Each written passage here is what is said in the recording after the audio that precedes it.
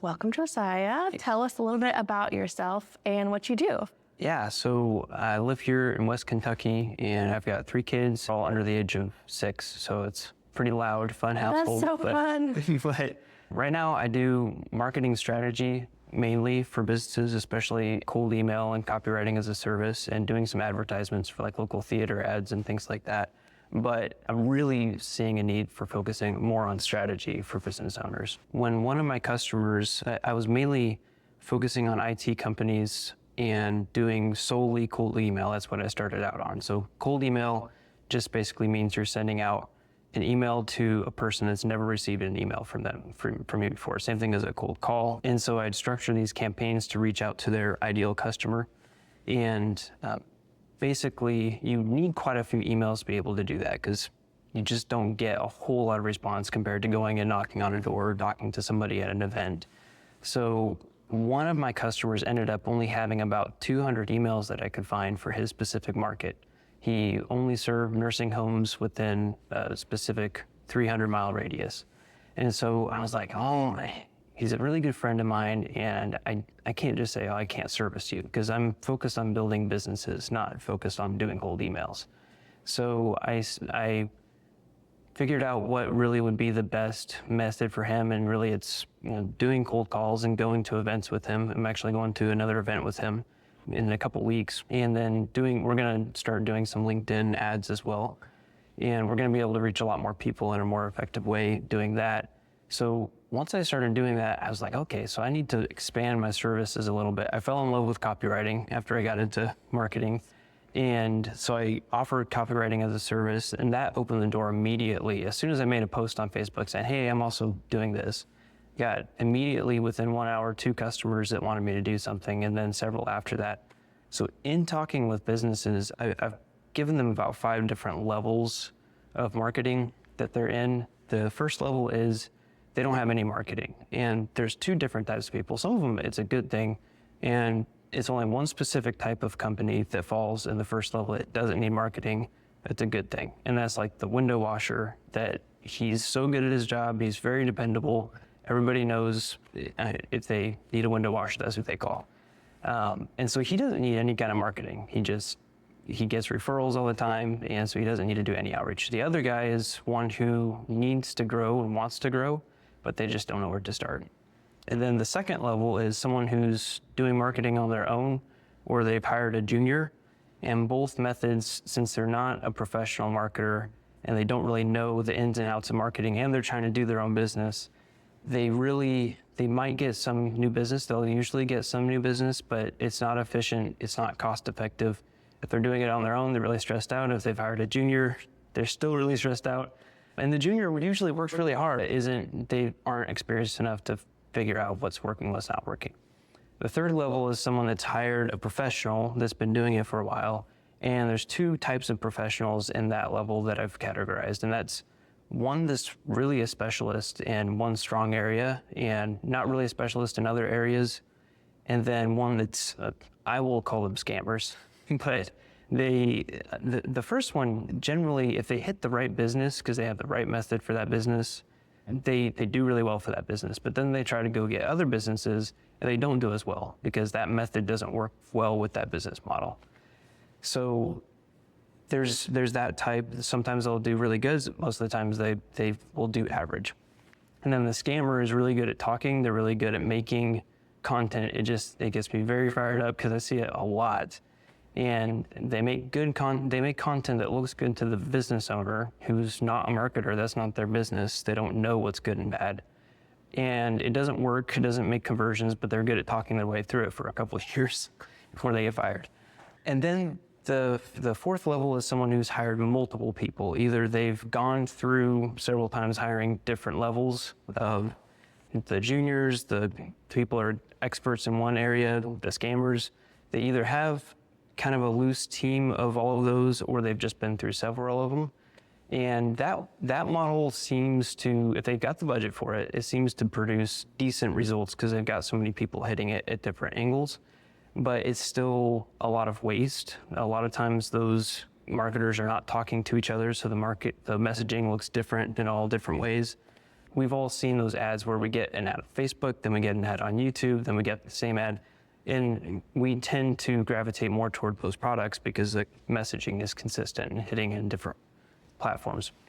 And so the fifth and final level that I think most businesses should aim for is they've hired a head of marketing, and they know, they've studied marketing strategy. They know what the current trends are, the current things that are working for different models of business.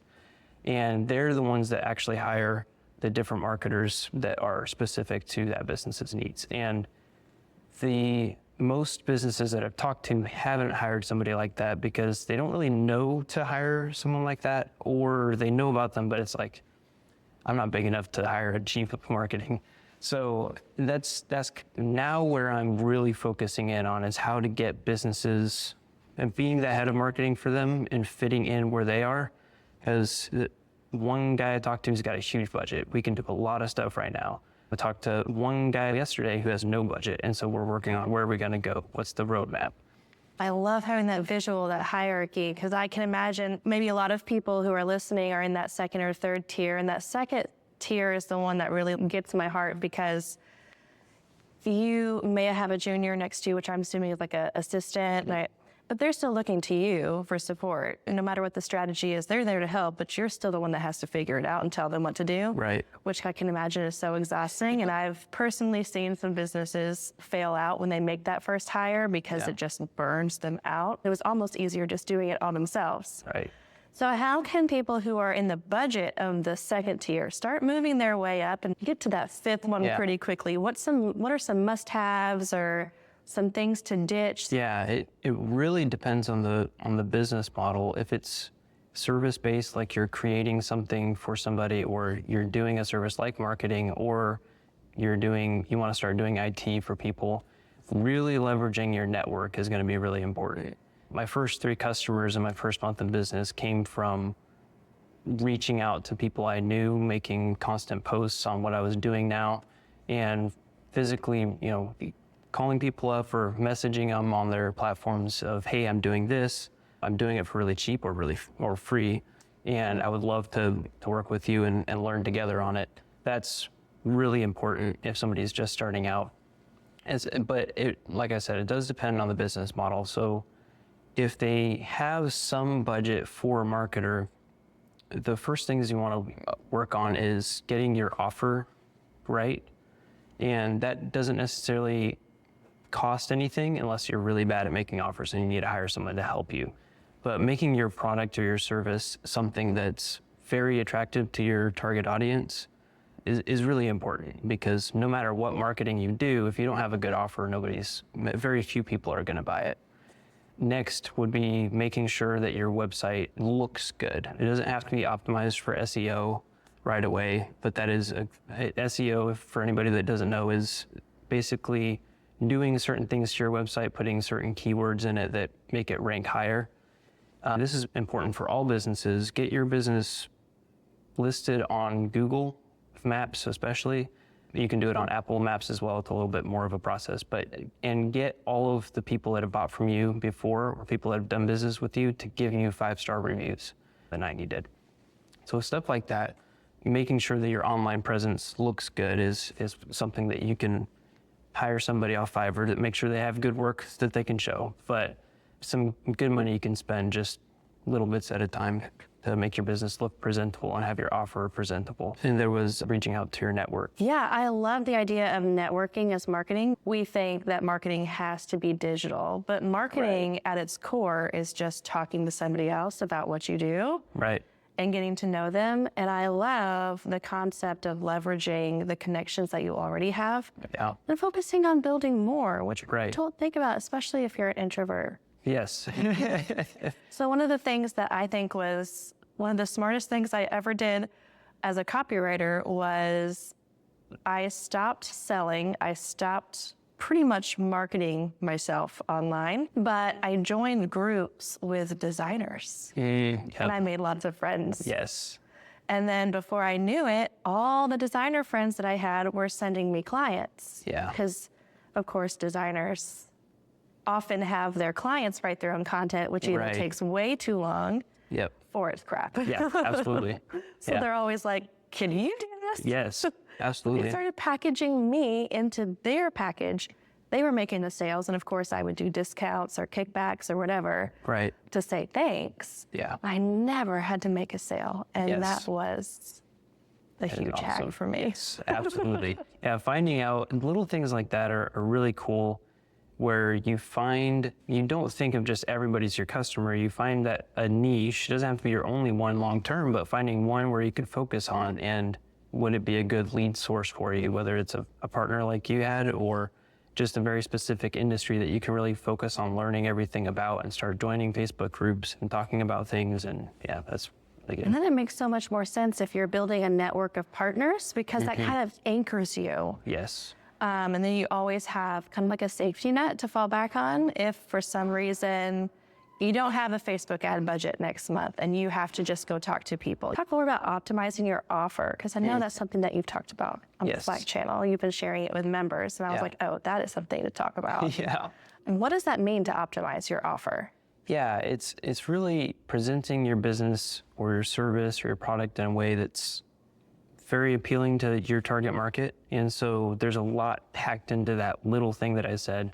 A really good book to read would be Alex Hormozi's $1 Million Offer and $1 Million Leads. They come as a pair, or you can buy them separately. But those are really good books to read when thinking about your offer if you're doing this on your own.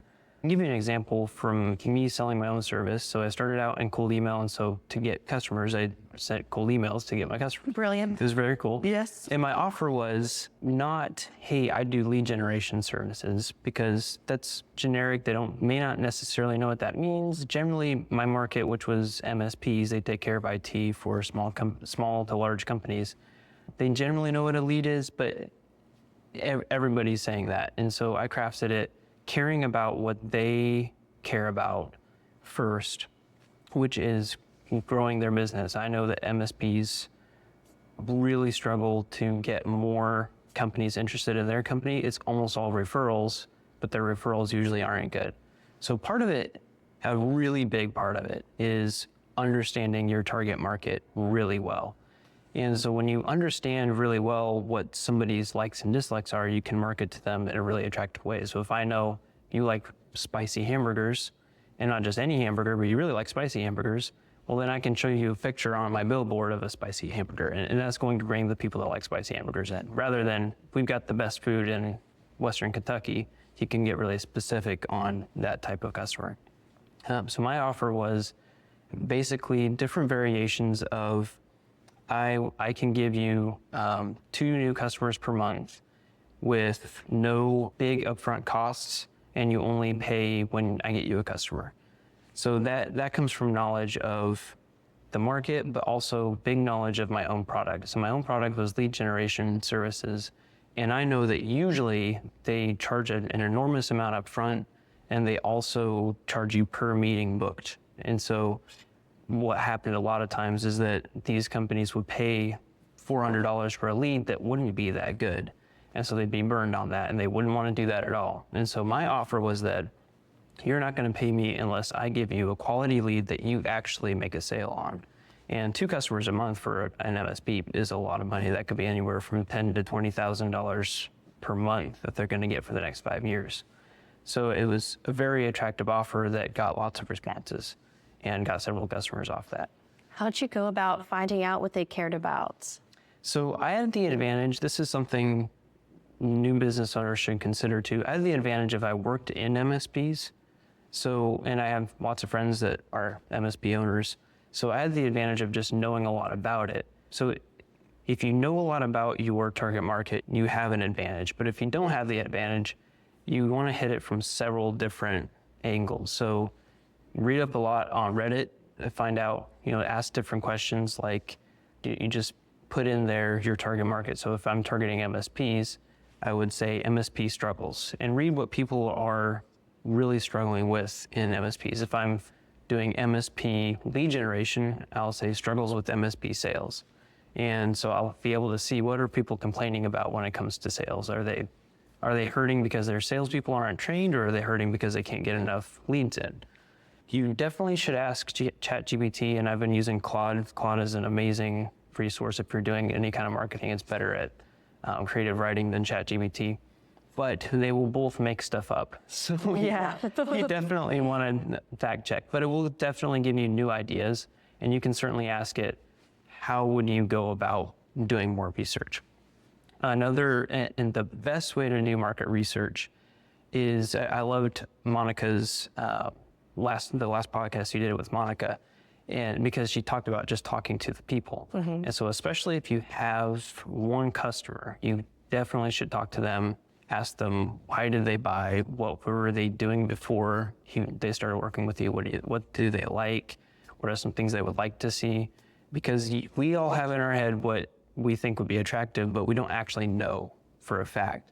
And so you can ask your customer. If you don't have any customers, just go to business and say, hey, I'm not trying to sell anything, but I have this service, and I'm just doing some market research to figure out what would be attractive about that. And that definitely will turn into some sales as well if you have a good product. One of the things that I like to do with ChatGPT is have it become the person that I'm wanting to get to know, which is so fun because then you could ask it lots of questions like, what keeps you up at night? And it'll say, here's my fear. And I'm like, but why does that actually scare you? And then it'll go deeper and I'm like, but why does that actually scare you? But it kind of gives you, it's an easier way to get into the psyche of somebody. And of course you have to get out and prove it. You can't just rely on it wholeheartedly. But as an aside, tell me more about ChatGPT versus Claude, especially as a writer. I think I use it for Sprocket's marketing quite a bit. And I've been able to get it to this point where it knows the brand voice pretty well. And then if it shifts off of it, I'm like, that does not sound like us. And it's like, I'm so sorry. And then it nails it. But I'm interested in trying something new. Yeah, so ChatGPT, I did finally get it in some aspects to write like me. And back then I was doing only cold email, so getting it to pretty much get to where I was going. But as soon as I switched to a different customer, which needed a whole different market, I'd have to do that process all over again. And there's still, like you said, times where it's like, oh, that wasn't good. So when I started to do some SEO blogging, which is basically just creating blogs with SEO keywords in it to get a website to rank higher again, I started to look at how to train AI to write like you. Because that's the main problem, is you ask ChatGPT to write something and it comes up with a very generic thing, which is good. Most people don't realize it's a foundation that you can then train to write like you. So in looking that up, I found out that people were moving to Claude for creative writing. And basically it's the same price if you get the pro version, which Claude you definitely do. ChatGPT is better if you're using it for free. Claude is minimum $20 a month, but it's definitely worth it. So what you can do with Claude is create a project, and you can give it a prompt of what you're trying to do, and you can load tons of files of what you're doing into it. So if I'm doing an SEO blog, I can put all the information from the company's website into that blog, their services, and then tell it which tone I want to write in. And you can have your base tone that you generally write in as a base layer for all of the things that you do.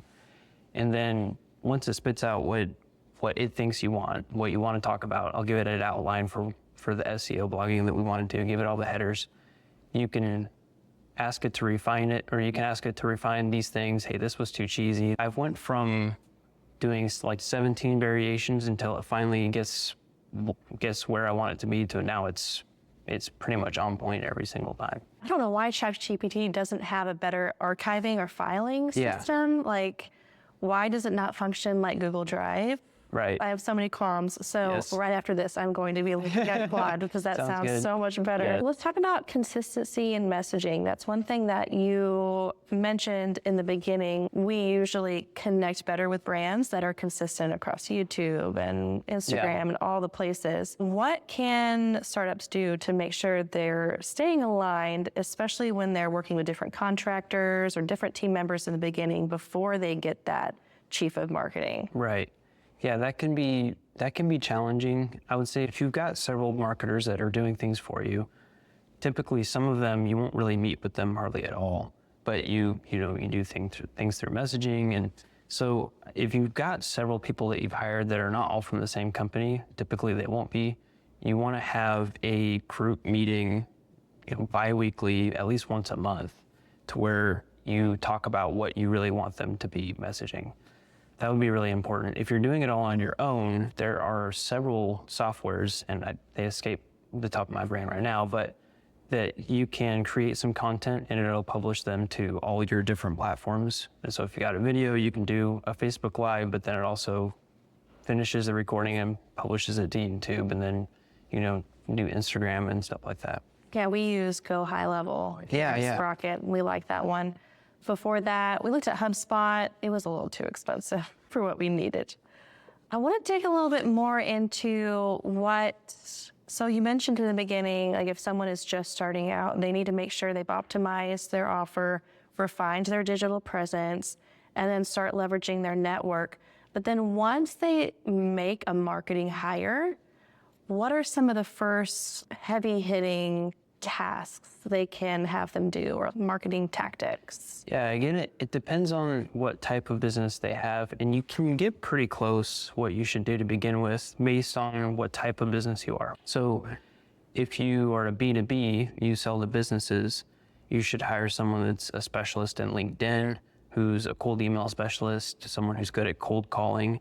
And those things, especially cold calling, is going to be really effective at getting you some more revenue, to where you can go and hire someone who's really good at just overall marketing.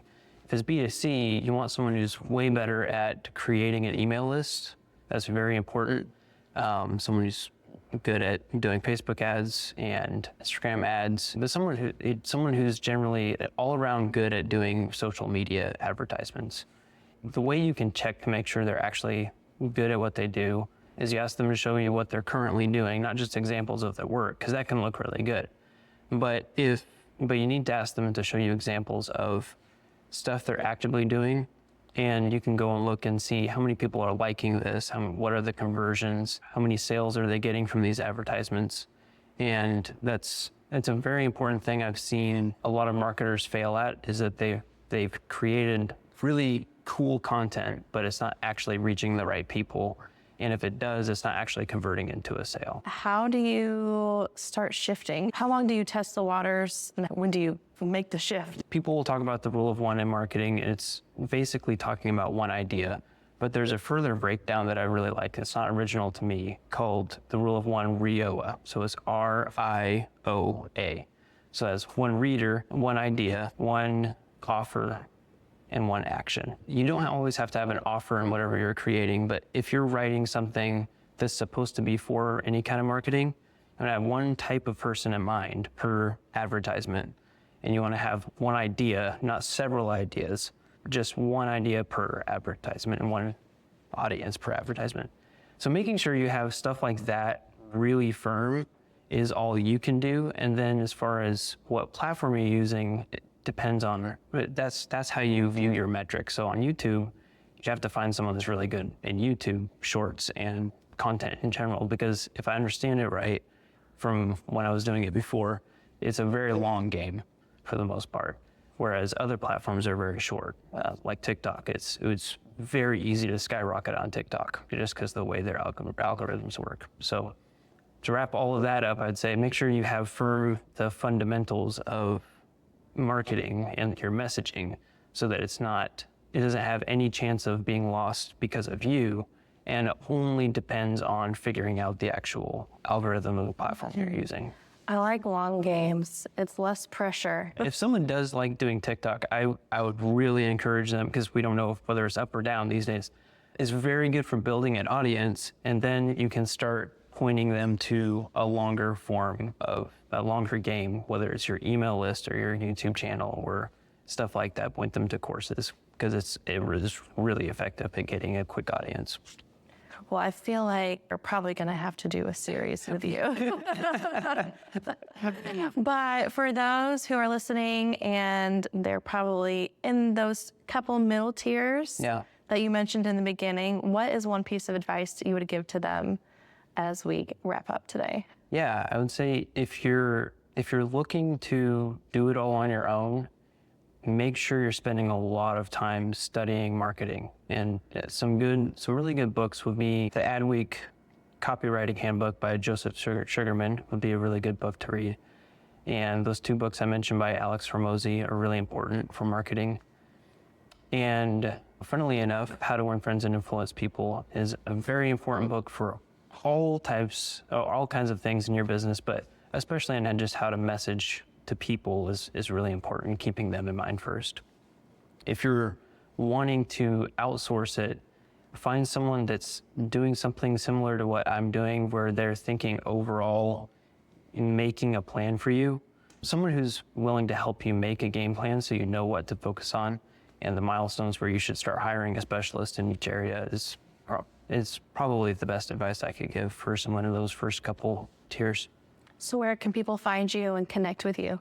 Yeah, they can email me at Josiah, it's Josiah at optrivo.com. It's OPTRIVO. Thanks, Josiah. No problem.